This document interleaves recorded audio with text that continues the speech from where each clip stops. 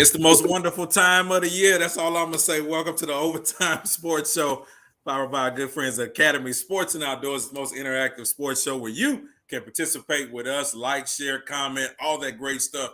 We're excited that you joined us on this Wednesday. I'm AV for Magic 102.1, and the homie is in the building. I was handing y'all your boy G-Man. I'm excited, man. The weather felt good this morning when I woke up. Man, I almost ran outside butt naked. I'm like, man, it's good out here. I'm gonna get that. You know what? Man. Don't do that, man. Listen, it's a great time of the year, homie. You know, like you said, the weather is right. Man, I feel like great things are happening. We got a lot to talk about. The Hall of Fame, Astros, and you know we both get pumped about the Astros. Man, we're so close to another division title. Pablo, what's good, family? Appreciate you checking in. Yes, sir. Yeah, Jenny, appreciate you checking in.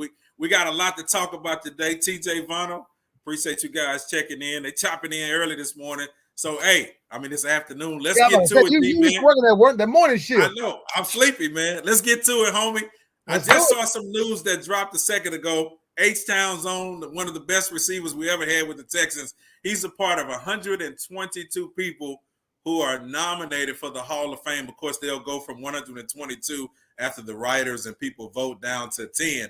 But Andre is a part of the class of 2022, which also features DeMarcus Ware, Vince Wilfork, who played with us, Anquan Bolden, Steven Smith, Devin Hester, just to name a few.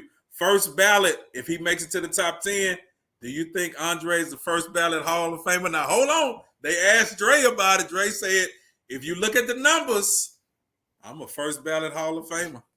In my heart, he's a first ballot Hall of Famer. But, man, I'm just scared that they're going to look at people like Michael Irvin, who didn't get in the first time. Or you know, and the numbers he put up with Super Bowl rings. So just judging on that, I can't see the Hall of Fame putting him in on a first ballot because of stuff like that. Because I don't think his touchdowns were high enough, and obviously the playoffs and Super Bowls and all that. But I don't know. I mean, if it was up to me, I'd put Dre in there automatically. Yeah, because I was looking at some of the names, like you said, Tony Brown, Reggie Wayne, Andre Rison, Chad Johnson's in there, Derek Mason, just as far as the receivers go. But when you look at the defensive side, John Abraham, you got Leslie O'Neal, Neil Smith, Justin Tuck. It's a lot of people on this list. I wouldn't want to be a voter. That were on the ballots already, but right. I think you mentioned Marcus Ware. He has to be a first ballot, I would think. Yeah, it's hard to be a first ballot Hall of Famer though. Like you said, when I look at all of these receivers, Steve, Anquan, look at all of these guys, Reggie, Wayne, look, all of those guys compared to Dre. Dre was right up there. Numbers were great. Appreciate your Tommy. Numbers were great. But my thing is, hey, Ty, my thing is this, bro. If we put those numbers up against each other, and I know that they just got this certain rule because you got to get enough votes, but to me, I think Dre would be definitely a first Hall of Fame ballot. And I know TJ say second ballot. Hey, he better get in, TJ, by the second. Hey, TJ, we need you back on the show, big homie. So, yeah, man, I was gonna reach out to you. So, TJ, whenever you want to jump back on the show, man, let me know what it is, and we chop it up. It's gonna be good. Man. So, as much as I love Andre, super cool dude, super humble dude. I don't think I've ever met any NFL player who was so down to earth and just not into himself as the way Andre was. Man, he just was one of them. He's the coolest dude, very calm, very quiet. Never got in trouble. Never. I mean, it just. At the strip club, but that's about it. Don't tell his business. Don't tell his business. Now you going too far. This is the Overtime Sports Show, not the Over Chatter Sports Show. Don't tell too much of the man's business over here, G-Man. You're not supposed to do that. But Dre, you know we pull it for you, homie. You know if it was up to G-Man and AV, you would definitely be a first ballot Hall of Famer. Now our hearts say he's the first ballot Hall of Famer. We look at the stats and say he's one, but in reality, we know he probably won't be in the class of 2022. And just to correct you earlier, you said one of the best Texans receivers. I gotta say he was the best Texans receiver. Well, come on, that's a debate within itself now. Well, I mean, DeAndre Hopkins. I don't think he was here long enough. Although, if Hop was here quite a while, if Hop would have played his whole career, Hop definitely. Yeah, but I'd put Andre number one, Andre 1A, and D Hop 1B. Look at you. Now you want to do the one. You can't do ones. You can't do ones, G-Man. It's got to be 1 and 2. You can't do 1A and 1B. Can't do that, homie. And I'm just saying. D-Hop. I don't like what they did him, but he definitely D-Hop will definitely be a first ballot Hall of Famer. He keeps doing what he's doing though. I mean, he's one of the greatest receivers that's in the game today, if not the best receiver, because the hands that he has. Rice. Yep. And I like even the time that he was here with us. I think he's going to go down between him and Dre as the top Texans receiver. That would definitely be the top best two receivers we ever had. I can guarantee that. Oh yeah, definitely. I like to hear you guys' opinion. Andre Johnson or D-Hop? We done got a little debate going on now. So you say D-Hop? Yeah, I say D. I go with Andre. And I was a big Dre fan. I love Dre, but D-Hop is doing this thing right. Certified. TJ, you all right with me? Certified hands. That boy catch anything. Even though Dre would too.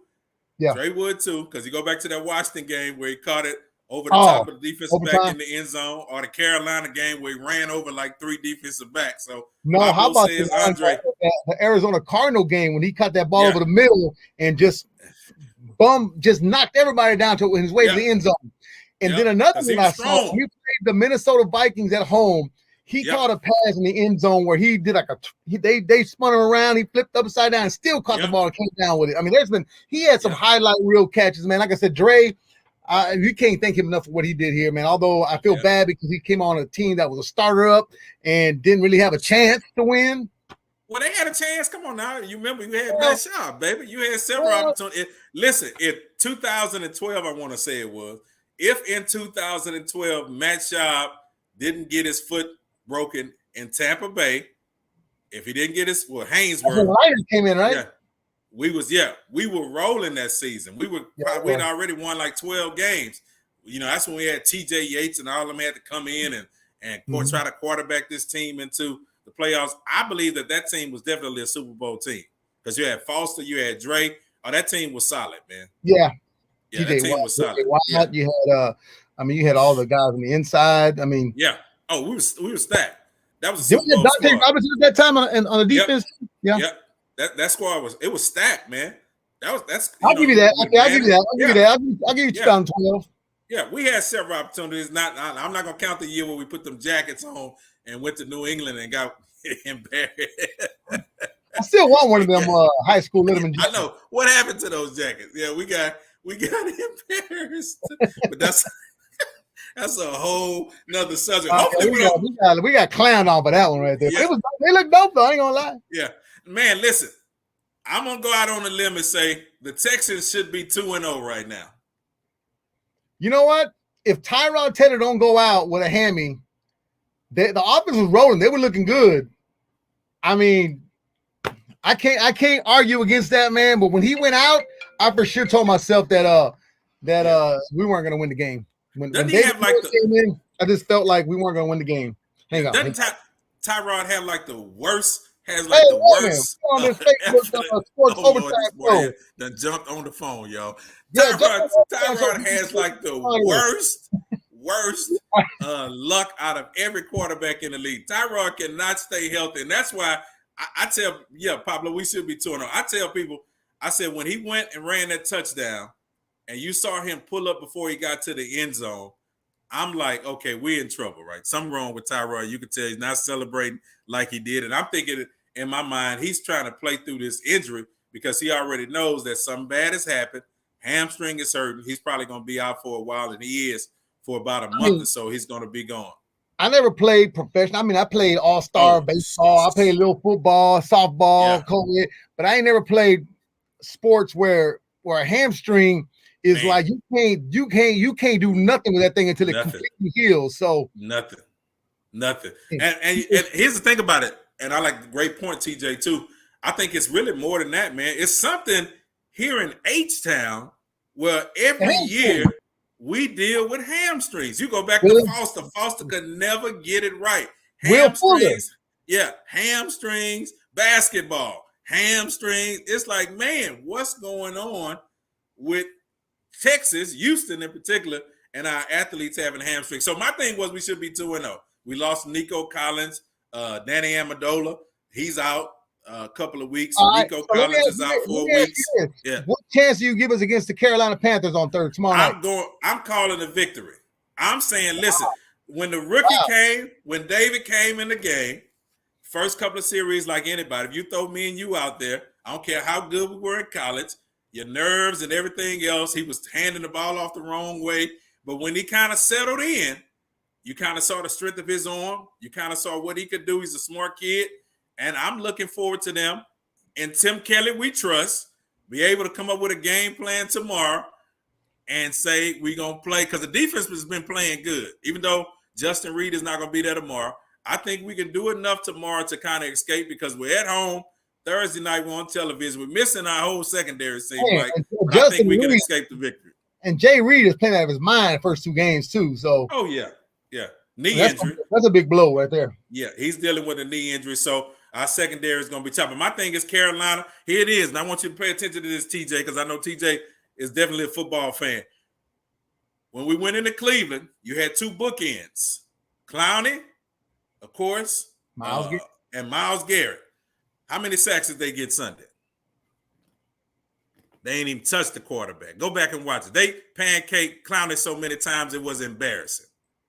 Yeah. So my thing is, I know Carolina has a strong defense. They embarrassed the Saints. They went in there and whooped them, but it's a divisional game. I just think if that offensive line holds up again, we got enough running backs. We can do a little simple.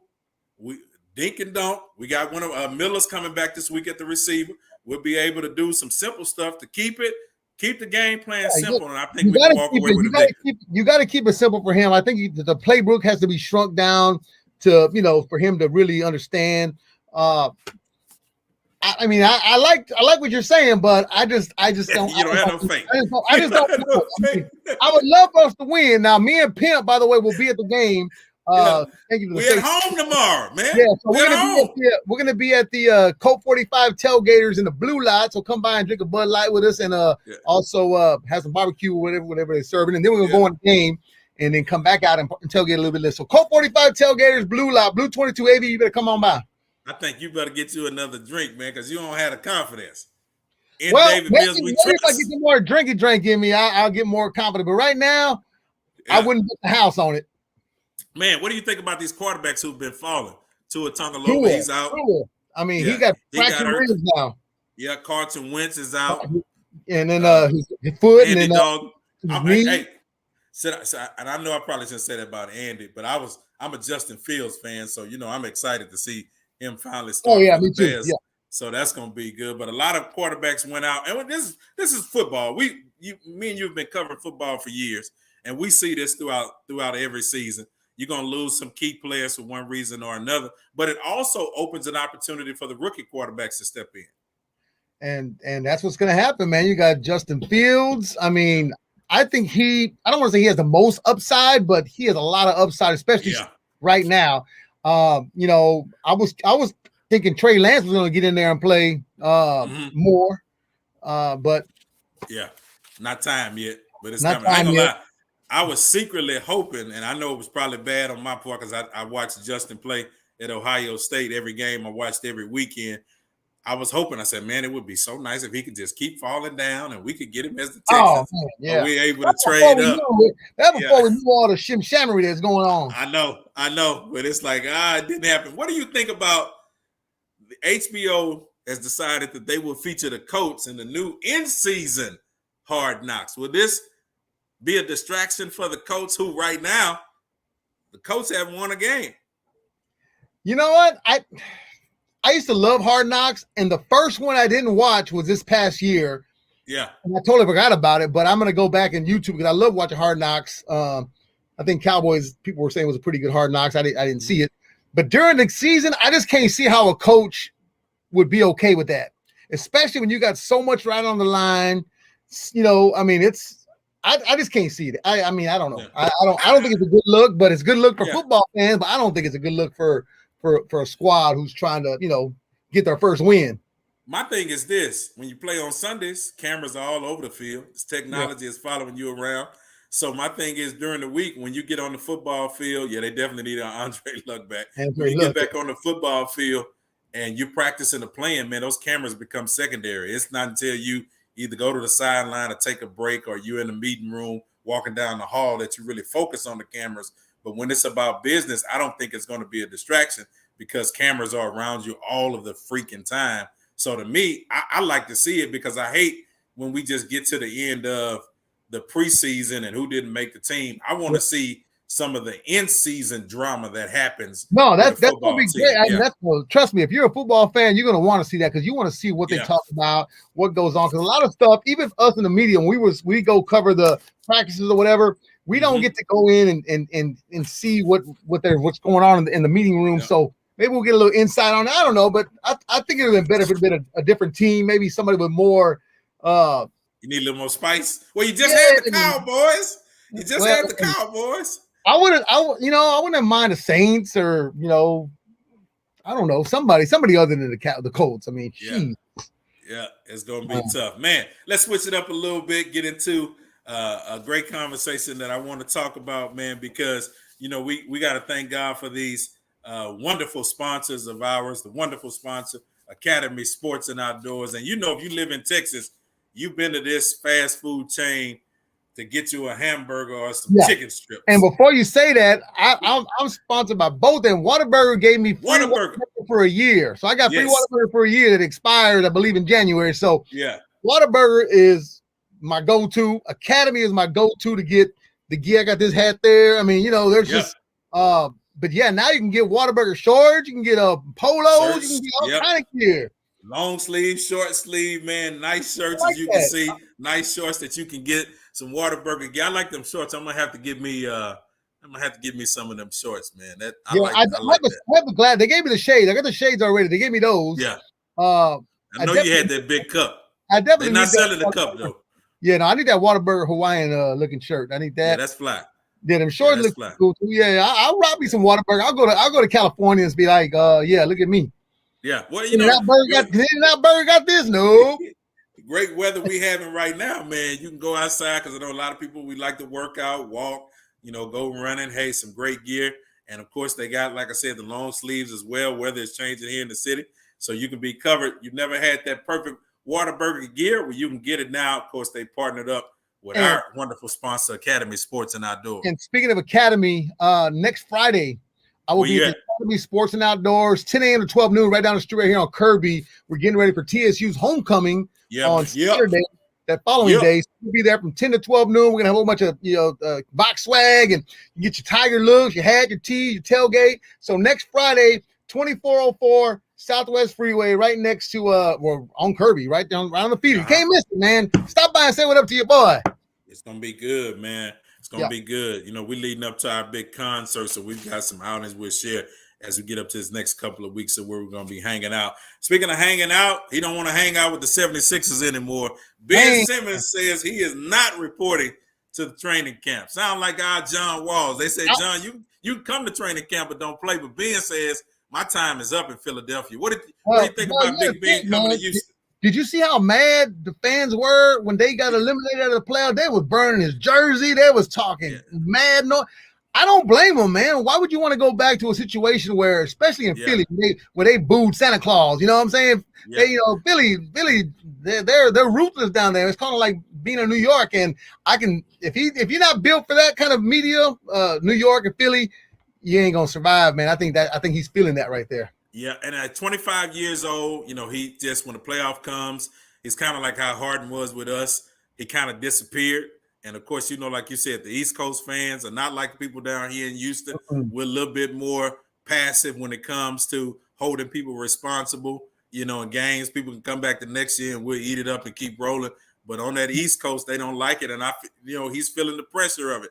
Could he come to Houston at 25 years old? I don't know if we have enough assets that we want to give up. What's his contract? We have like 142 or something like that. Yeah, and I don't know if we want to, I don't know if Philly would be interested in an Eric Gordon and a John Walls. I mean, if the salaries, man, I know what Wall, 91 million for 2 years. Ooh, he got almost 102, which is almost too much at his stage and age and what he's produced. So I don't think Philly would be in it. But I know there were reports that came out today that says that New Jersey was actually trying to get him, and Philly had inquired about Kyrie Irving, but of course Durant stepped in and said, "We're not doing that." Oh no, you can't. No, you can't. Kyrie is a proven jump shooter.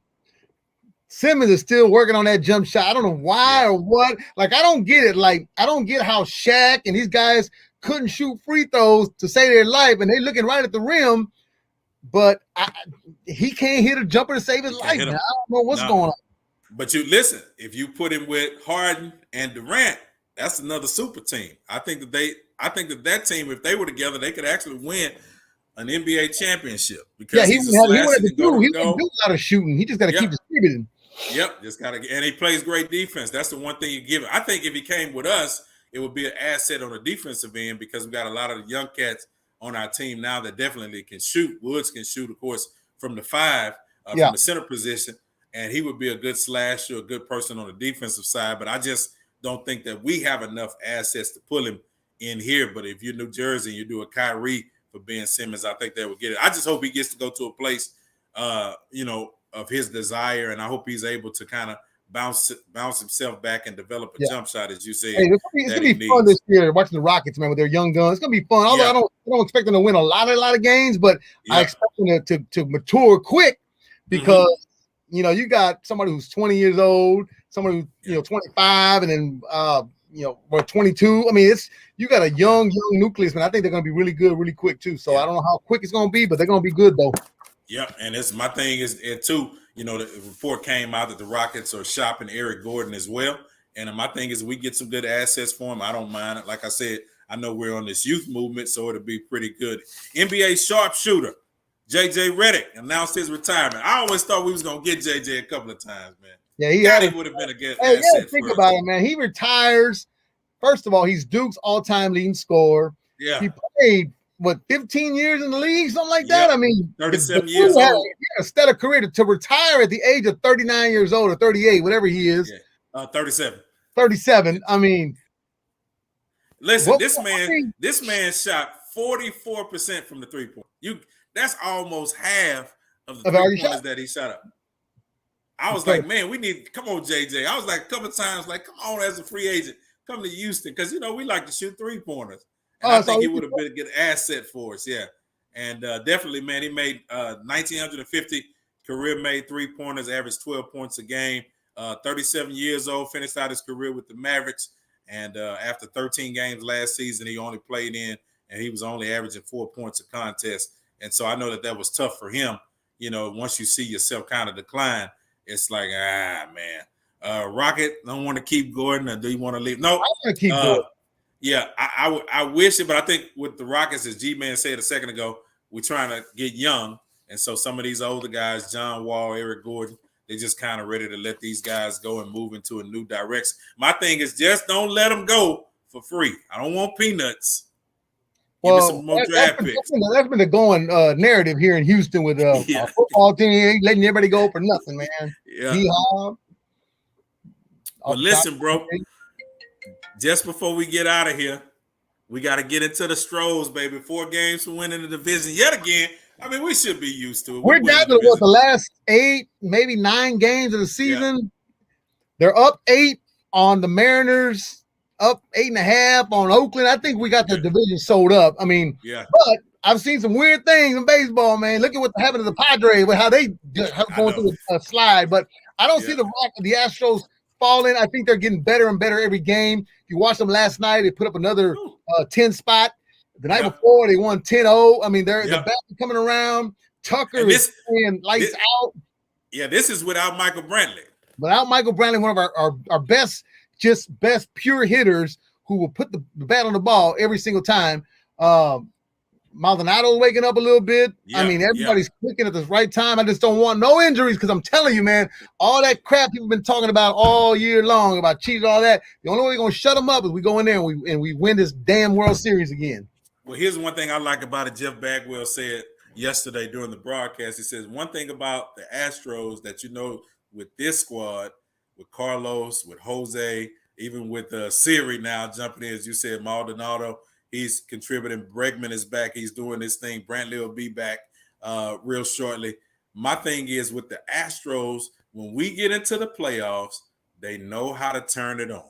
Oh, yeah. And it's pretty much a done deal. We'll be playing the White Sox in the first round. Yeah. Pretty much a done deal. Astros and the White Sox.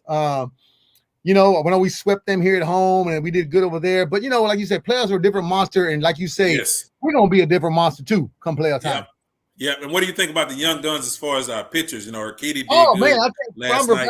Urquidy, I'm Mexican. I can't even say his damn name. Urquidy, man. I didn't even know what he was when I first met him. They're like, he's Mexican. I'm like, damn, Urquidy, I ain't heard of him like that. But anyway, Jose Urquidy, you got Oda Rizzi, who was kind of like doing good and kind of like bounced back and forth. But then you got Franco Valdez. I still like our bullpen. I like Presley. I like Javier, Christian Javier. Dude, I think our bullpen and our pitching staff is better than what people gave us credit for, even without Wonder. Real cheap, and a cheap pitching staff we have too. My only concern, Zach Greinke. Man, Zach right now. Zach has been struggling, bro. You know what? You know who he reminds me of, bro? He reminds me of the damn dude with the big old beard. Keuchel. Keuchel, yeah. He fell out. He was one of the fan favorites, and he fell out, and they took him off the man. That's what he's reminding me of right now. And one thing about Zach Greinke, if anybody knows, if you've seen him before, that man looks like he's miserable every single time. He never looks like he smiles. Like, dude, you make hundreds of $millions. Smile, man. Do something. The dude looks like he's miserable. Like somebody just killed his cat. Yeah, and he throw the ball. That slow pitching gets me because it's like, they get into about the third or fourth, the second time around, or third time batting around, they hitting him out of the park, and I'm like, we can add this to the playoffs. His pitches are very predictable, and like I said, he's just not a happy person. It looked like I can't be around people like that, dog. I'm happy about the Astros, man. It's going to be a great deal. Just before we get out of here, I want to get into this final topic. I know you're a big boxing fan. Oh yeah, and Senator Manny Pacquiao is going to run for president. And he's gonna win. Philip, do you think he'll be a better president than your favorite president, former favorite president, Donald Trump?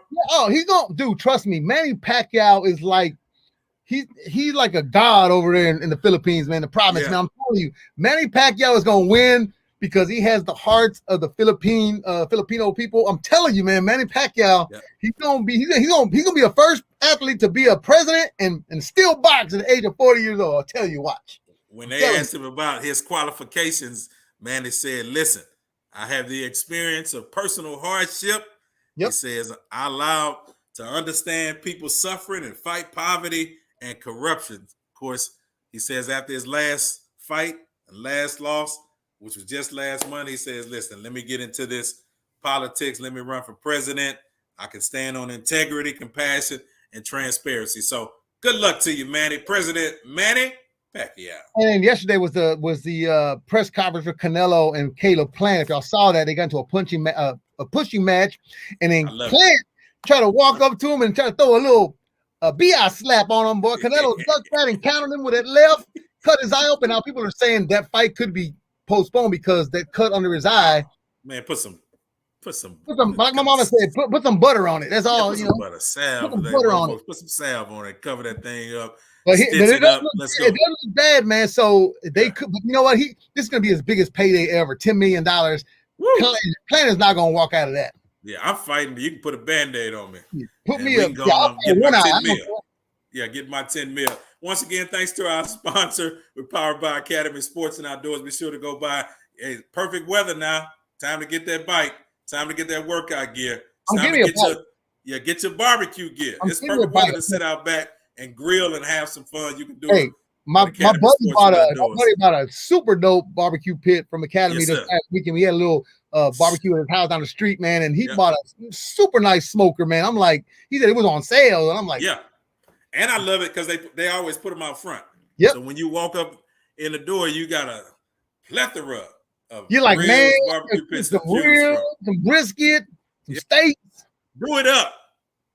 Listen, y'all, this has been fun. Appreciate you guys joining us. Be sure to like, share. Thank you for your comments. Appreciate everybody's comments today. You can follow me at Faith and Fame with AV on Instagram, Facebook, all that great stuff. I'm all over everywhere. And my man, G-Man, how can I keep up with you, homie? G-Man 979. For some reason, I've been getting a lot of OnlyFans butt naked requests on my Snapchat, man. So Yeah, I'm like, well, they come from where? They come from everywhere. I don't know why. My wife said because I look at that on the back end that it's algorithms or whatever they call that. Yeah. I don't know. G-Man on Instagram, Snapchat, Twitter, TikTok, and G-Man Guerrero on Facebook. That's all I got. Biggest freak I know, G-Man. Hey, man, on the loose with no juice, baby. We out, y'all. That's how we do it.